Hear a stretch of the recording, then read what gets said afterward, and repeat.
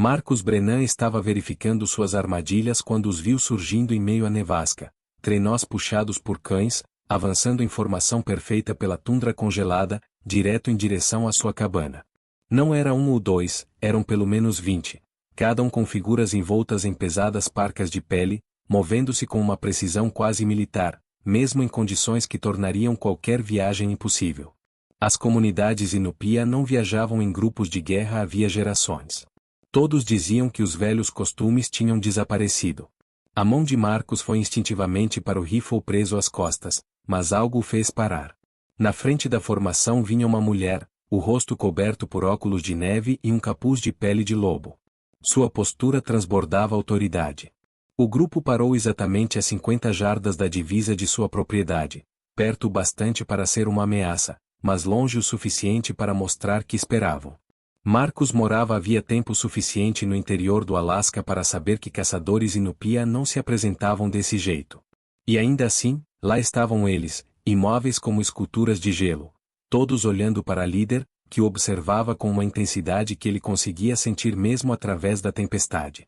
Então ela fez algo que contrariava todo o instinto de sobrevivência.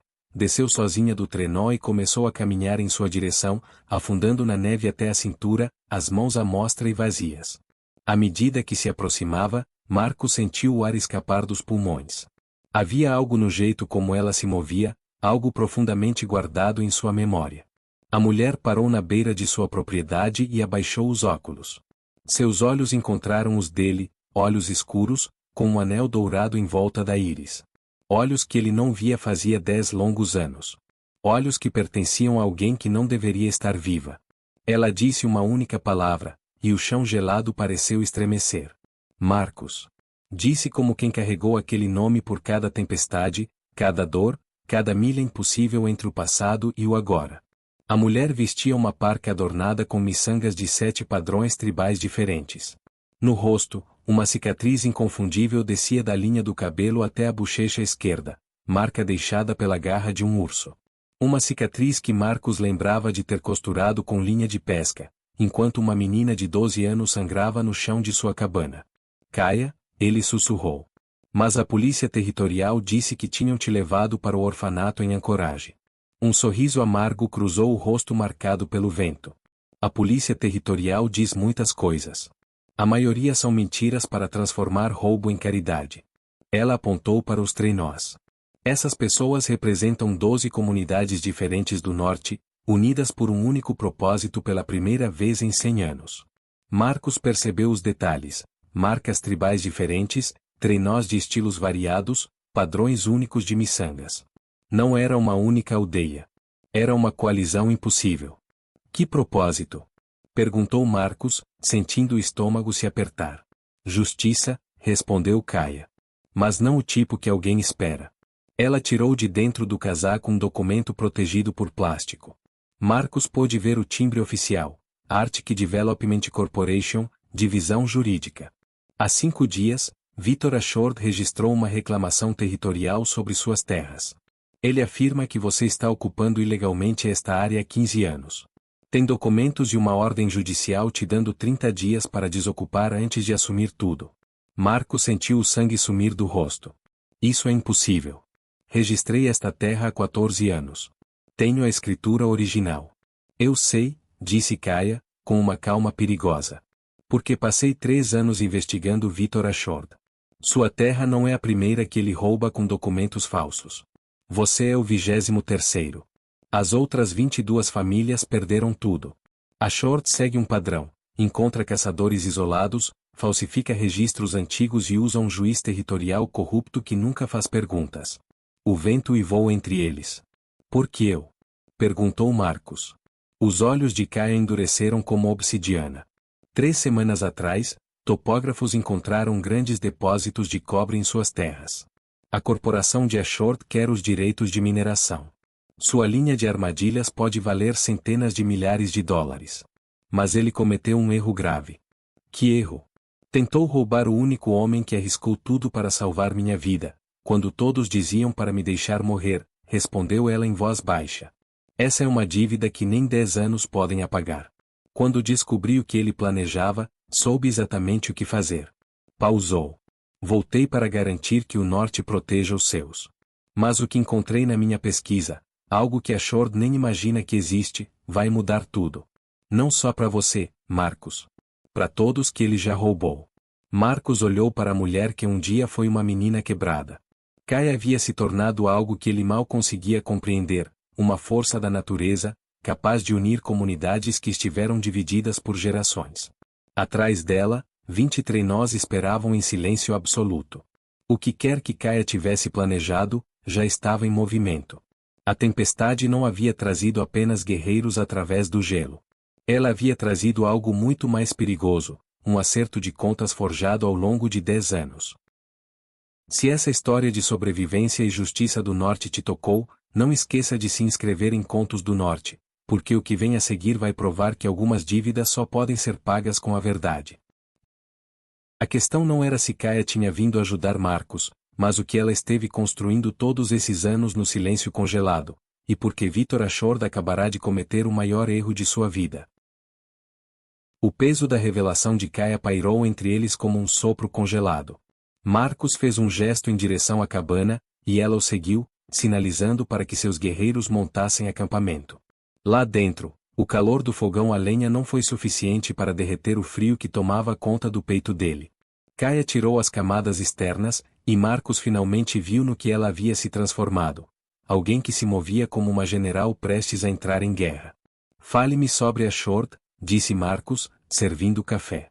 Que tipo de homem rouba a casa de gente que mal consegue sobreviver? O rosto de Kaia escureceu. Victor Ashord não é apenas um homem. Ele é um sistema. A Arctic Development Corporation começou como uma mineradora legítima, mas Ashord descobriu algo muito mais lucrativo. O roubo de terras é quase impossível de punir quando se controla as pessoas certas. Ela tirou um caderno de couro gasto, cheio de anotações precisas e mapas desenhados à mão. A família Jenkins, em nome, perdeu o acampamento de pesca por causa de dívidas forjadas. A família Martinez, perto de Fairbanks, perdeu a linha de armadilhas por impostos atrasados que já haviam pago 3 vezes. A família Nakano, no Yukon, Ashord alegou que suas terras violavam uma fronteira de tratado que nunca existiu. Seu dedo passou de nome em nome. 22 famílias em 3 anos. Ele mira pessoas isoladas, longe demais da ajuda jurídica e pobres demais para lutar. Espera até que construam algo de valor, depois fabrica documentos para fazer o roubo parecer legal. Marcus sentiu a raiva crescer, mas Kaia continuou. O juiz territorial Howard Peterse assina todas as ordens de confisco sem investigar. Ashord paga a ele 5% de tudo que toma. Tem os extratos bancários que provam isso. Ela levantou o olhar, e a determinação ardia em seus olhos cercados por aquele anel dourado. Mas há algo que Ashord não sabe. Há 2 meses, uma das funcionárias dele me procurou. Margaret Shen vinha guardando cópias de cada documento falsificado, cada suborno, cada fraude. Ela estava apavorada, mas cansada de fazer parte de algo tão podre. A mente de Marcus disparou. Se você tem provas, por que não levar isso às autoridades territoriais em Junial? Kaia soltou uma risada curta e amarga. Porque as conexões de Ashord chegam até o gabinete do governador. Eu tentei o caminho legal. Passei 2 anos estudando as leis, escrevendo cartas, apresentando queixas. Todas desapareceram no silêncio burocrático. Foi aí que percebi, o sistema não está quebrado. Ele funciona exatamente como foi feito, para proteger homens como Ashord e esmagar pessoas como nós. A emoção na voz dela rachou algo dentro de Marcus. Ele se lembrou do dia em que a encontrou 10 anos antes, uma menina de 12 anos, dilacerada por um urso, abandonada para morrer pela polícia territorial, que dizia que era caro demais levá-la de helicóptero pro hospital. Disseram a Marcus para deixá-la morrer. Ele ignorou. Fez uma cirurgia improvisada com material veterinário e passou 3 semanas cuidando dela até que voltou da beira da morte. Quando finalmente se recuperou, as mesmas autoridades a levaram, prometendo cuidados em Anchorage. Eu nunca devia ter deixado que te levassem, disse Marcus em voz baixa. Kyle encarou com uma doçura inesperada. Você salvou minha vida, Marcus. O que aconteceu depois não foi culpa sua. O orfanato me manteve 6 meses antes de me mandar para uma escola religiosa em Seattle. Tentaram apagar quem eu era. Mas algo inesperado aconteceu, aprendi a lutar com as armas deles. Estudei as leis, os negócios e a forma como o poder deles funciona. Ela espalhou na mesa diagramas e mapas de conexões. Passei 3 anos viajando entre comunidades, ensinando as pessoas a registrar suas terras, guardar provas, reconhecer os golpes de Ashord. Estou construindo algo que não existe desde antes da colonização, uma rede unida por um propósito comum. Os guerreiros lá fora não estão aqui para guerra. Estão aqui como testemunhas. Quando derrubarmos Ashord, quero que o mundo veja que fizemos isso juntos. Marcos olhou para a mulher que um dia sangrou no chão da sua cabana. Kai havia transformado dor em propósito. Mas ele via o preço disso, anos de solidão e o peso de carregar a dor dos outros. Como você soube do plano de Ashord para as minhas terras? Margaret Shen arriscou tudo para me avisar há 3 semanas. Mas há mais. A expressão dela ficou sombria. Ashord não pretende esperar 30 dias. Amanhã de manhã ele vem para cá, com o juiz Petersen e um oficial territorial, para executar o despejo imediato. Estão dizendo que sua cabana representa risco e deve ser demolida agora. Quando ela queimar, todas as suas provas vão queimar junto. A armadilha se fechava como o gelo do Ártico. Então, o que fazemos? Perguntou Marcos. O sorriso de Kaya foi frio, cortante. Deixamos que venham. Porque enquanto Ashord construiu seu império sobre mentiras, eu construí algo mais forte. Um exército de contadores da verdade que se recusam a ser apagados. Amanhã cedo, Victor Ashord vai descobrir que há dívidas que não podem ser roubadas.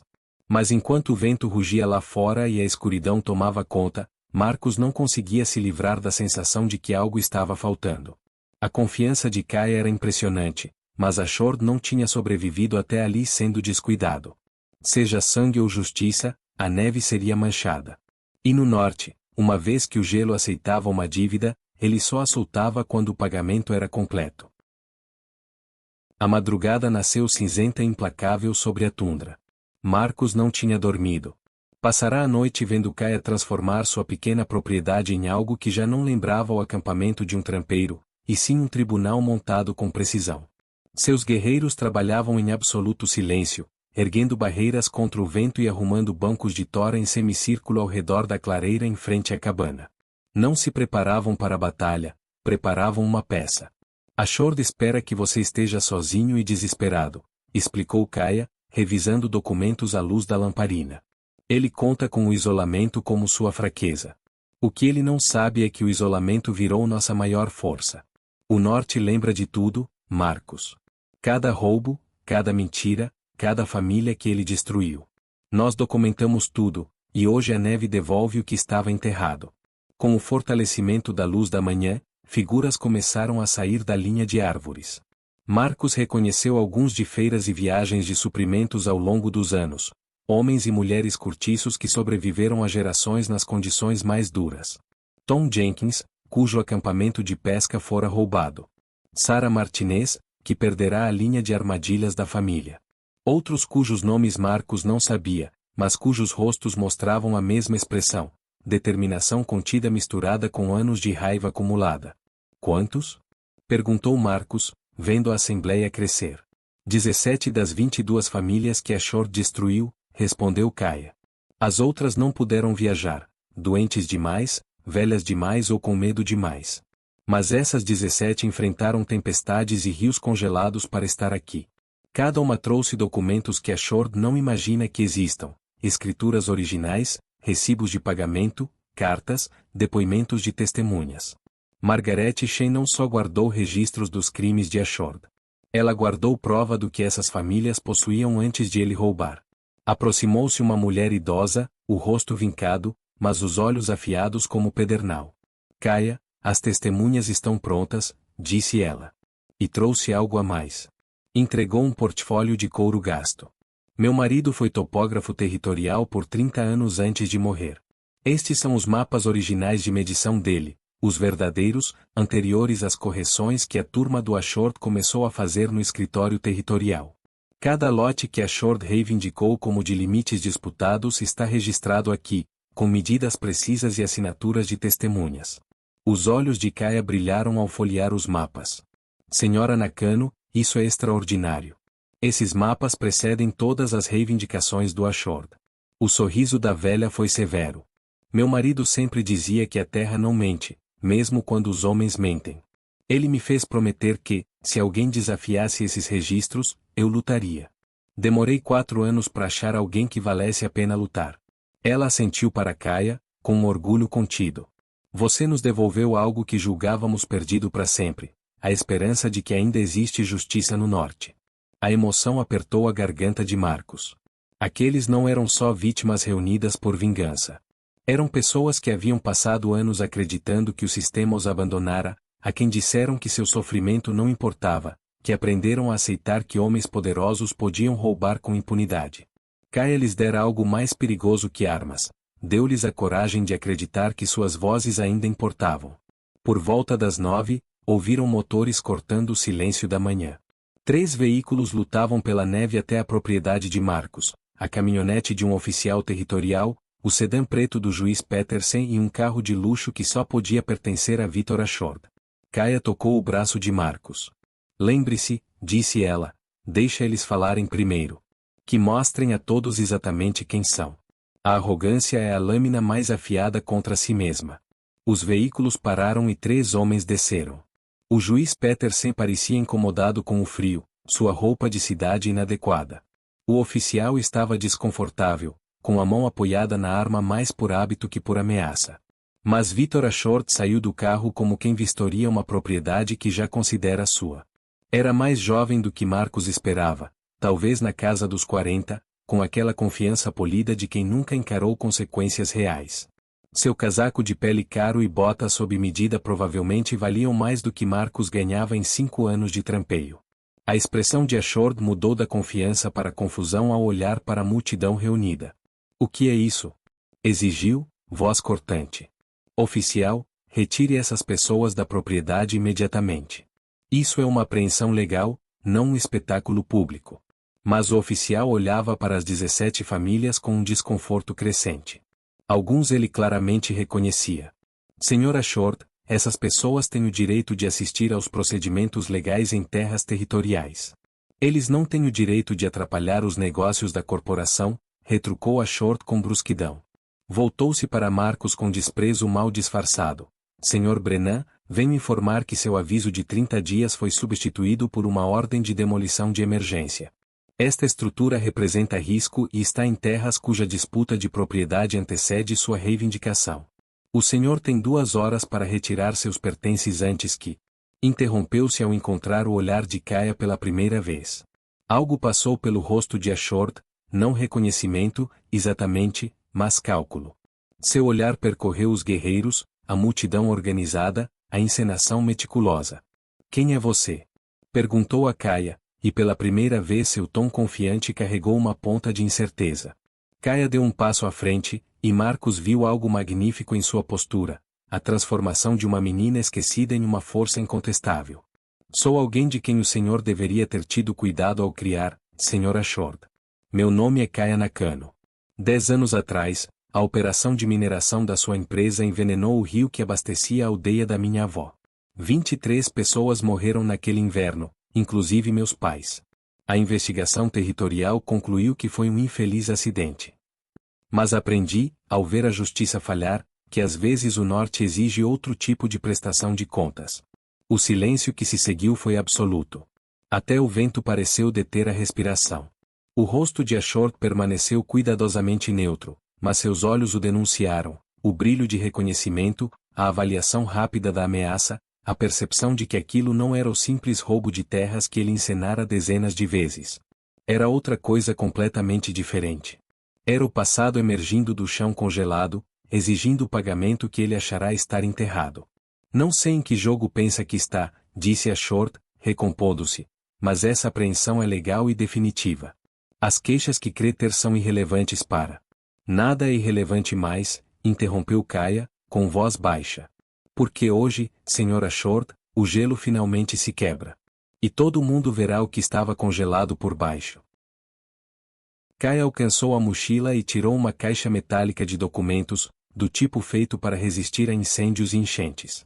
Oficial, juiz Petersen, membros das famílias aqui reunidas, declarou com firmeza, apresento oficialmente provas de fraude sistemática, corrupção e roubo de terras que se estendem por 3 anos e 23 famílias. Ela abriu a caixa com precisão calculada.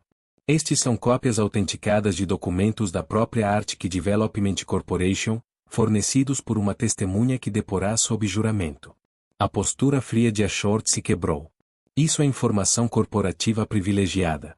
Qualquer testemunha cometeu furto, esses documentos são inadmissíveis.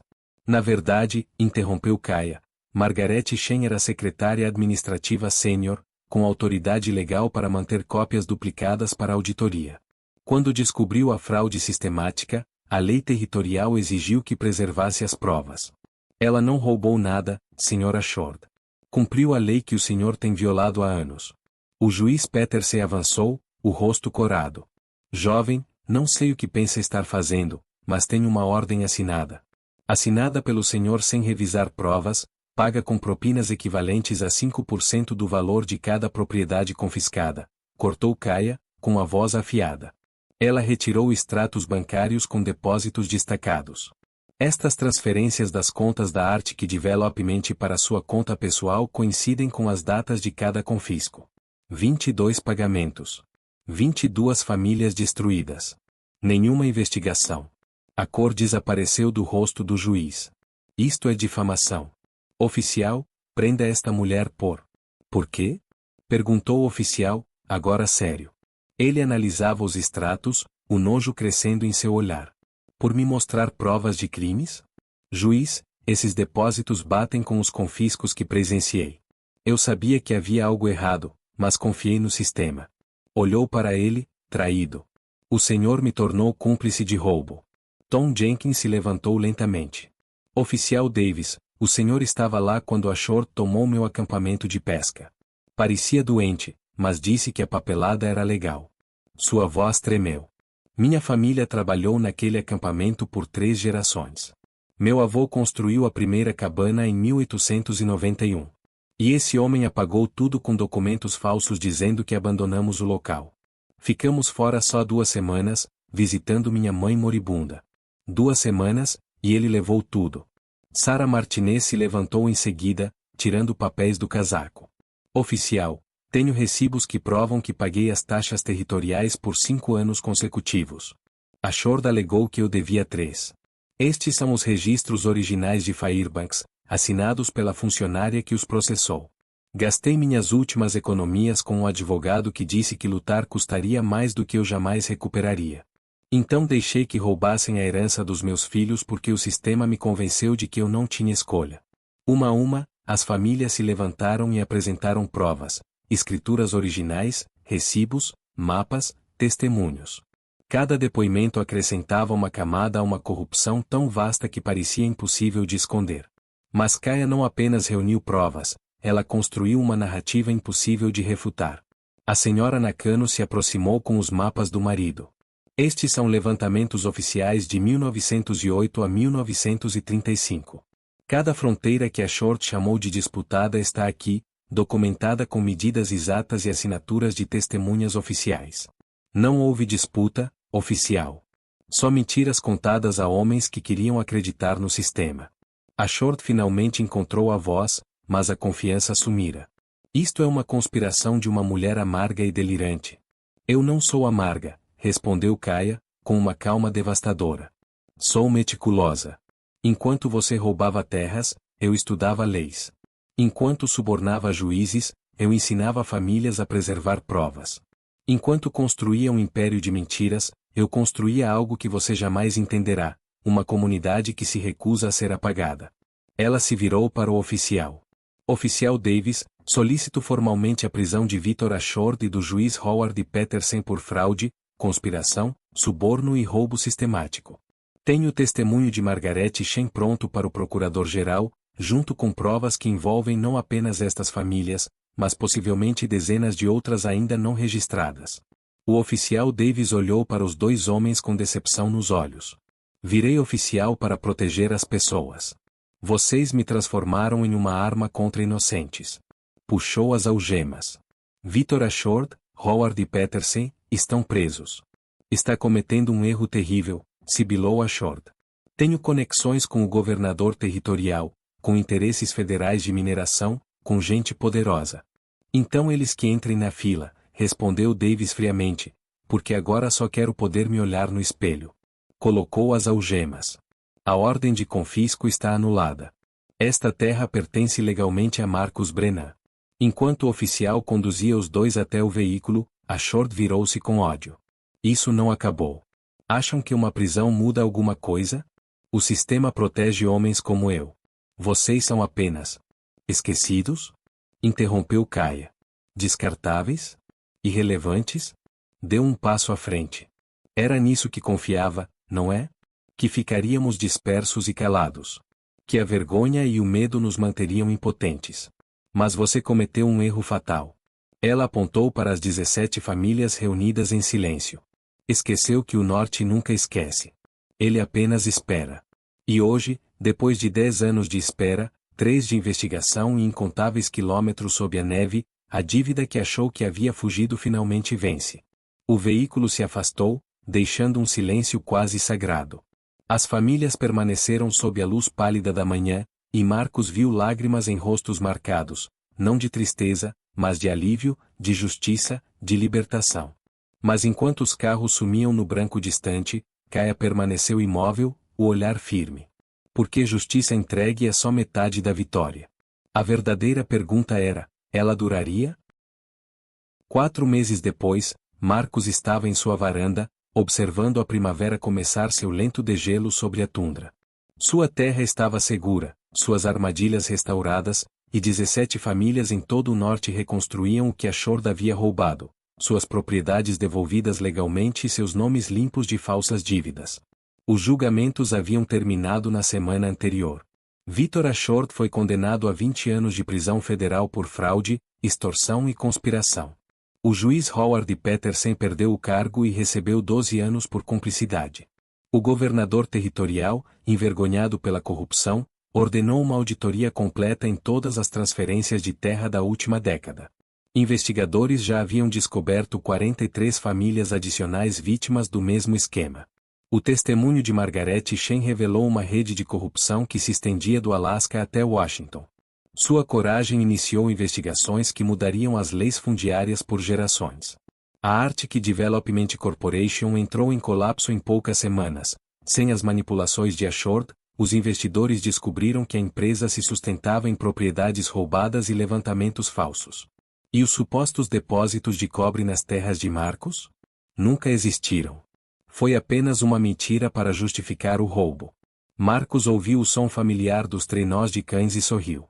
Kaya agora o visitava 2 vezes por mês, às vezes com jovens que treinava em direito territorial e organização comunitária. O café está pronto, disse ele quando ela se aproximou. Sentaram-se na varanda, em silêncio confortável, observando o gelo derreter no riacho próximo.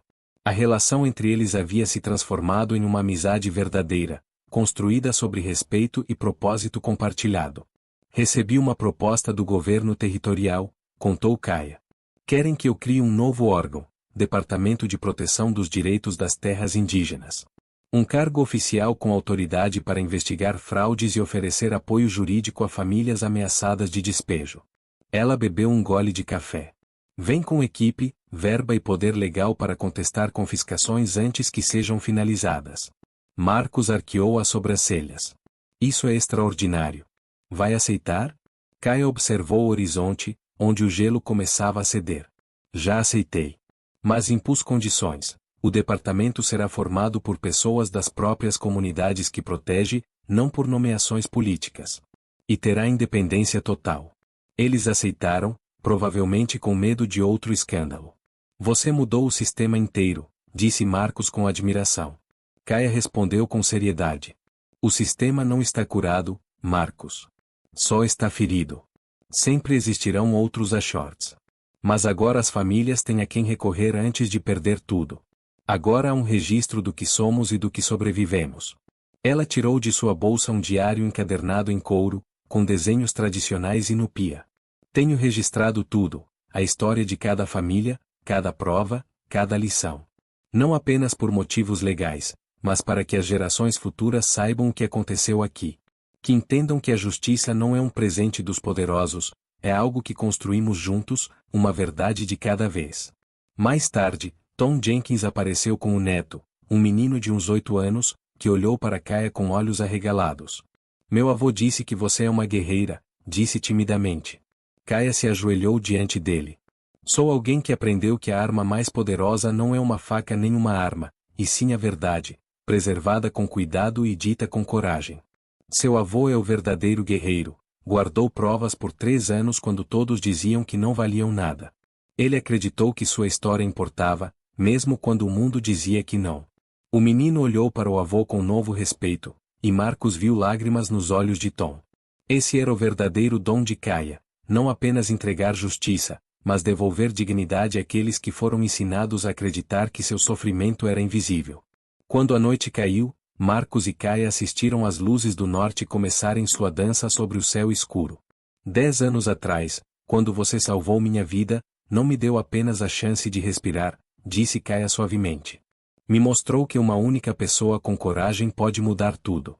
Você podia ter ouvido aqueles policiais que disseram que eu não valia o esforço. Mas escolheu diferente. Ela se virou para ele, e à luz da aurora, Marcos viu a criança assustada que ela fora e a mulher poderosa que havia se tornado. Tudo que construí começou porque você me ensinou que certas dívidas ultrapassam leis e sistemas. Elas são pagas com ações, não com palavras. Você me deu mais do que a vida, Marcos. Me deu a prova de que a bondade existe até nos lugares mais frios. Marcos sentiu a emoção apertar sua garganta. Eu só fiz o que parecia certo. Exatamente, respondeu Kaya. E é isso que levo a cada comunidade que visito. A justiça começa quando alguém decide que fazer o certo importa mais do que fazer o fácil. O norte é implacável, tira mais do que dá. Mas ele também se lembra. E às vezes, quando alguém planta compaixão em solo congelado, essa semente espera o inverno mais longo até finalmente romper o gelo e se tornar algo imparável. As luzes do norte se intensificaram acima deles, cortinas verdes e douradas ondulando como uma promessa viva de que a escuridão nunca tem a última palavra. Marcos pensou nas famílias dormindo em paz, nas terras que julgavam perdidas. Pensou em Margaret Shen encontrando coragem no medo. Pensou no oficial Davis escolhendo integridade em vez de cumplicidade. E pensou em Kaya, a menina que o sistema tentou apagar, que transformou dor em propósito e solidão em comunidade. E agora? Perguntou Marcos. Kaya sorriu. Agora eu continuo. Continuo ensinando, construindo, lembrando as pessoas que o norte protege quem se recusa a silenciar. Ainda existem outros Ashorts, outras famílias precisando que alguém acredite que sua história importa. Nunca foi sobre uma única vitória. Foi sobre provar que a mudança é possível quando os esquecidos se lembram de sua força. As auroras dançavam acima deles, antigas e eternas. Marcos entendeu que alguns resgates ecoam pelo tempo de maneiras impossíveis de prever. 10 anos atrás, ele havia tirado uma menina moribunda da neve. Naquela noite, ela estava ao seu lado, uma força da natureza que havia transformado a própria justiça. O norte havia cobrado sua conta, e a dívida, paga em verdade, coragem e propósito, se transformará em algo maior que qualquer vitória. Às vezes, os lugares mais frios forjam os espíritos mais fortes. Às vezes, os esquecidos se tornam inesquecíveis. E às vezes, um único ato de compaixão se espalha até virar um movimento capaz de mudar o mundo. Se esta história de coragem e justiça do Norte tocou você, inscreva-se em Histórias do Norte e junte-se a nós para continuar compartilhando relatos de sobrevivência, redenção e força humana nas terras geladas onde poucos ousam olhar. Seu apoio mantém essas histórias vivas, porque algumas precisam ser contadas, e certas dívidas de honra ecoam para sempre através do gelo e da neve.